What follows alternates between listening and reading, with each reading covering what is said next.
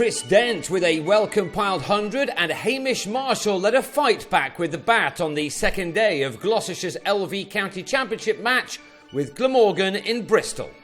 All eyes were on 18-year-old Aneurin Donald first thing as he resumed his innings needing just 9 runs to secure his maiden first-class 100 and to eclipse Matthew Maynard in becoming Glamorgan's youngest ever century maker in the championship. While he settled in, David Lloyd was adding to his side's overnight 338 for 4.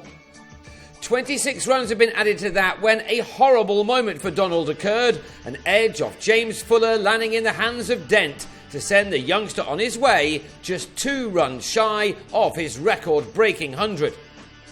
Then, 3 balls later, Lloyd on 47 played on while trying to leave the ball alone, the second new cherry working wonders at this stage for Gloucestershire. But not for much longer as Craig Macheda and Graham Wagg decided on a counter-attack. They'd come together with their side on 364 for 6 and played some crunching shots to initially rather ruin Fuller's figures. The two of them were happy to go after all comers, however, as they took their side to maximum batting bonus points, passing 400 in the 90th over. In 8.5 overs together, these two hard-hitting batsmen added 50 runs to the total. Their enterprising stand ending when Wagg, who'd made 24, was hit on the boot by Tom Hampton, for whom that was his maiden first-class wicket. That was followed by an equally nice moment for substitute keeper James Bracey, who completed an excellent stumping to send Macheda packing for 28 at 416 for 8.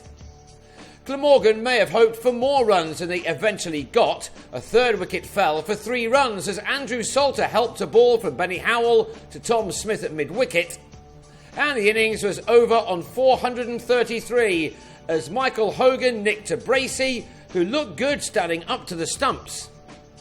Dent and Will Tavares then survived the 3 overs that remained in the morning session, before, in the afternoon, Tavares edged Macheda behind to Chris Cook after making 8 of an opening partnership of 21. It was 32 for 2 for the home team when Gareth Roderick, unable to keep but OK to bat, was castled by Hogan after making 9. Gloucestershire have struggled at their Bristol home this summer, losing 4 of their 5 matches here, and they were in danger of making that 5 out of 6, given their start with the bat. But Dent and Marshall, beneath some lovely late summer sunshine, battled hard to put this match back on an even keel. Both put bat to ball to good effect, rarely missing out on anything offered up by the visiting attack, who were finding this pitch no more helpful than their counterparts. Dent perhaps hasn't developed quite as he would have liked this year, but he looked to end the season well, this maximum of Salter taking him into the 40s. And when Salter dropped in a long hop, the left-hander pulled it to the rope to get to a 50 of 89 balls, that being his 5th 4 to go with that 1-6. Marshall was also raising his bat in the same over, his 7th 4 having him at his mark of 83 deliveries, the partnership between these two now into 3 figures as well. Marshall will not forget his benefit season after he helped his side to lift the One-Day Cup at the weekend, a match which is still being talked about a lot by the cricket lovers of Bristol.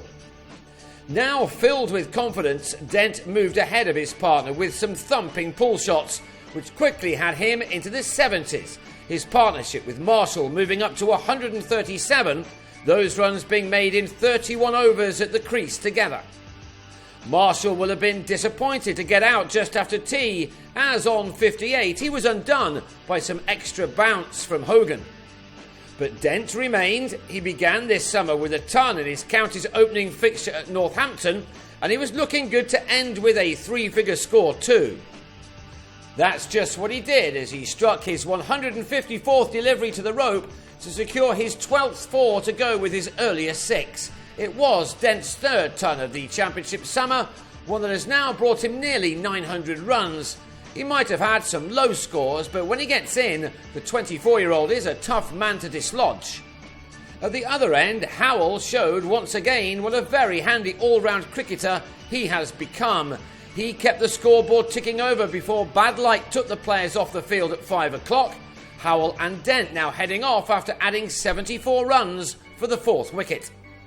That has seen the Gloucesters to a total of 243 for 3, which means that they'll enter the penultimate day trailing by 190 runs, but with Dent still there on 102 and Howell on 40.